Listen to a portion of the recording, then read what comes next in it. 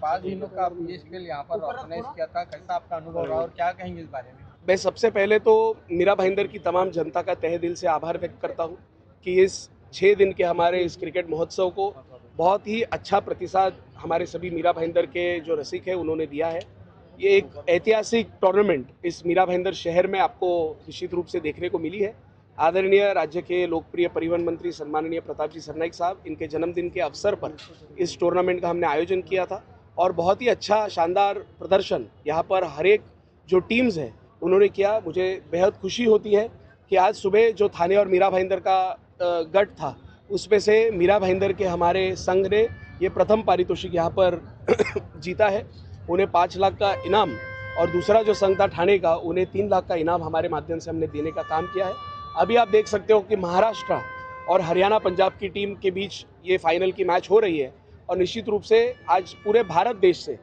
जो कुल मिलाकर 16 संघ है, पंजाब थी, बिहार, यूपी, राजस्थान, गुजरात, ऐसे विविध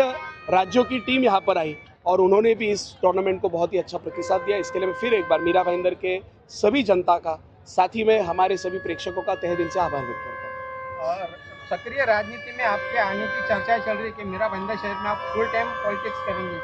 देखिए, मैं 2007 से पॉलिटिक्स में राजकीय जो मेरा प्रवास था उसमें मैं बहुत ही अच्छा काम करते आ रहा हूँ और आने वाले समय में मैं आपको बताना चाहता हूँ कि मैं सिर्फ मीरा भाईंदर शहर नहीं, पूरे महाराष्ट्र में मैं अच्छा काम करूँगा, क्योंकि ठाणे शहर और मीरा भाईंदर शहर ने मुझे एक अच्छा जो हम कहते हैं कि मेरे करियर को जो सपोर्ट करने का काम था, ये मीरा भाईंदर और ठाणे शहर ने हमेशा दिया है। तो निश्चित रूप से विशेष प्रेम ये दोनों शहरों पर मेरा हमेशा रहेगा और जैसे मैंने कहा कि आज 29 तारीख हो गई, कल से मैं अपने फिर एक बार महाराष्ट्र के दौरे के लिए शुरुआत करूंगा। गुरवेश जी, आपके मित्र गुरजोत सिंह का एक विवादित बयान सामने आया था, जिसके बाद बीजेपी वालों को ये पता चला था कि आपके कार्यक्रम में वो मेहमान के तौर पर आने वाले हैं। जिसके बाद आपके गेट के बाहर उन्होंने आके खूब हंगामा किया, धरपकड़ की पुलिस। देखिए, शिवसेना की ये संस्कृति और संस्कार हमें नहीं दी गई है। हम हमेशा कहते हैं कि अतिथि देवो भव, मेहमानों का स्वागत हम अच्छे रूप से करते। आज यहाँ पर भारतीय जनता पार्टी के, भले मीरा भाईंदर के नहीं, लेकिन पूरे महाराष्ट्र के कुछ पदाधिकारी यहाँ पर धाराशिव हो गए, लातूर हो गए, सब भारतीय जनता पार्टी के जो पदाधिकारी यहाँ पर आए उनका हमने सम्मान किया, उनका हमने स्वागत किया। ये युति का धर्म है। शिवसेना पार्टी में हम मेहमानों को भगवान के तौर पर उनका सम्मान करते, स्वागत करते और वही काम हमने यहाँ पर किया है। मीरा भाईंदर की भारतीय जनता पार्टी क्या काम कर रही है, कैसे काम कर रही है, मुझे इस पर टिप्पणी देनी नहीं है,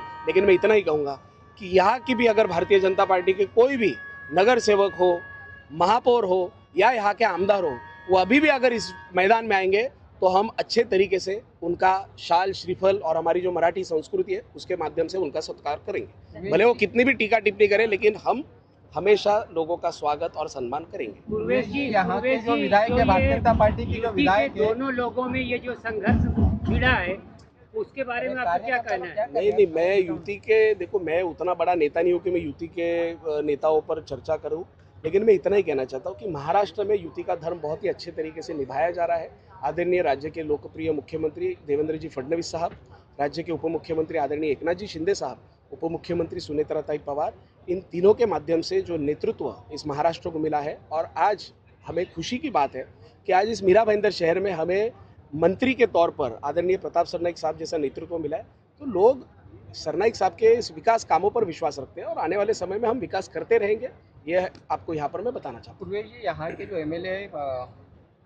नरेंद्र मेहता, इन्होंने कई मरतबा मीडिया के सामने ऐसा कहा है कि जब मेरे पर कोई व्यक्तिगत टीका टिप्पणी होती है तो मेरे परिवार वालों को जवाब देना मुझे भारी पड़ जाता है, मुझे इंसल्ट फील होता है। आप इस चीज़ को कैसा देखते हैं कि आपके जो पिताजी परिवहन मंत्री प्रताप सरनाईक साहब को जो यहाँ पर सबसे बड़ा भू माफिया कहा गया है, उन्हीं के द्वारा उन्हें यहाँ पर गुंडागर्दी करने के लिए कहा गया है और बहुत से कई गंभीर आरोप उन पर लगे हैं। यहाँ तक के कहा गया है कि थाना से कोई बेवकूफ़ आकर यहाँ पर उल्टी सीधी बात करते हैं, उनको सीरियस ना ले। इन सब आरोपों को आप कैसा देखते हैं जो यहाँ के स्थानीय? मैं मराठी में हमेशा एक चीज़ कहता हूँ की मला अभिमान आहे माझ्या बापाचा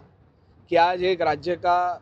परिवहन मंत्री जिसे आप देख रहे हो, ये एक समय पर रिक्शा चलाता था, एक समय पर अगरबत्ती बेचता था, एक समय पर अंडा भुर्जी की गाड़ी चलाता था और उस व्यक्ति की प्रगति ये मेहनत करके हुई है, झोल झपाटे करके नहीं हुई है। आज हमारे वैयक्तिक हम पर कितने भी टीका टिप्पणी कितने भी करो, लेकिन हमारे जो संस्कार है, हमारे माताजी हमारे पिताजी ने हमें जो संस्कार दिए, हम हमेशा दुश्मनों का भी स्वागत ये अच्छे तरीके से ही करेंगे, उनको सम्मान हम देते रहेंगे। और कितना भी किसी भी टीका टिप्पणी करने दो ना, देखो कैसा होता है कि इंग्लिश में कहते हैं कि when you point at someone it all triggers at you.